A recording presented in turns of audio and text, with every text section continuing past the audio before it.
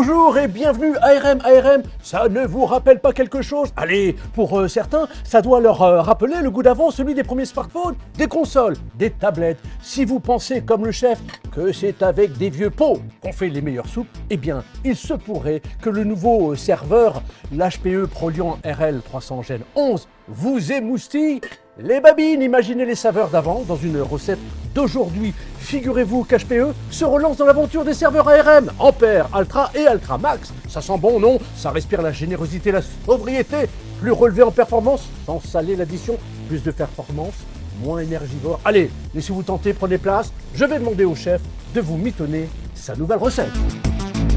Et oui, HPE persiste et signe, constructeur se relance dans l'aventure des serveurs ARM.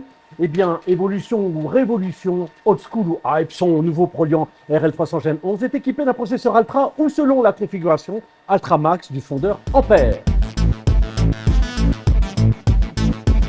Figurez-vous que cette machine n'a qu'un seul socket, ne mesure que 1 U de haut, mais elle offre respectivement 80 ou 128 cœurs. Alors selon HPE, il s'agit de la configuration la plus économique en énergie pour exécuter des applications en conteneur par-dessus une base Linux.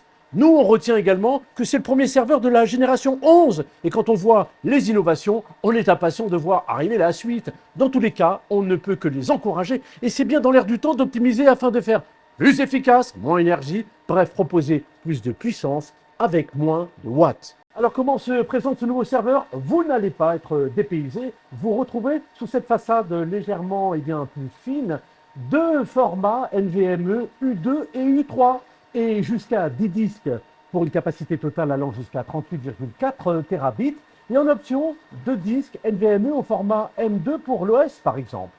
À droite, on retrouve les boutons standards, le port ILO, le bouton marche arrêt, les LED de statut, le port USB. Cette configuration de châssis à 10 disques SFF NVMe est d'une architecture classique. À noter que ce serveur n'accepte pas de contrôleur de stockage.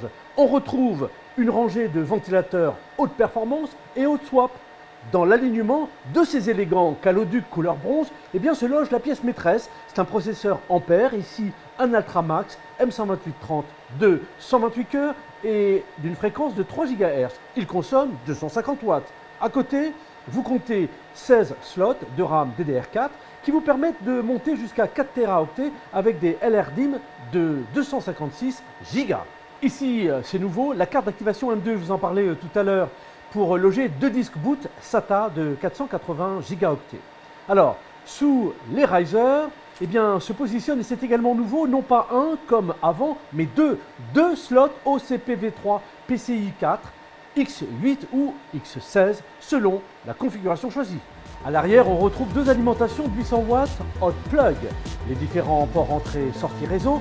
À noter 2 changements autour du management, l'ILO 5 qui passe en niveau 6 et une nouveauté de taille, l'Open BMC.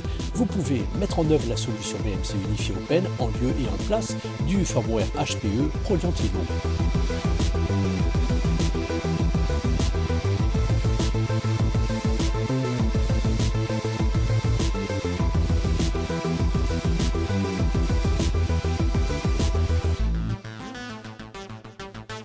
Alors, ce nouveau serveur HPE Proliant RL300 Gen 11, nous sommes loin des smartphones et des tablettes, n'est-ce pas? Le futur, vous l'avez compris, c'est maintenant, propulsé par un processeur Ampère Ultra ou Ultra Max, avec des performances maxi pour une consommation mini. Ce serveur est clairement désigné pour les opérations cloud natives. HPE ouvre la voie à une nouvelle génération de plateformes et se distingue de ses confrères. Alors, ne le trouvez-vous pas à votre goût?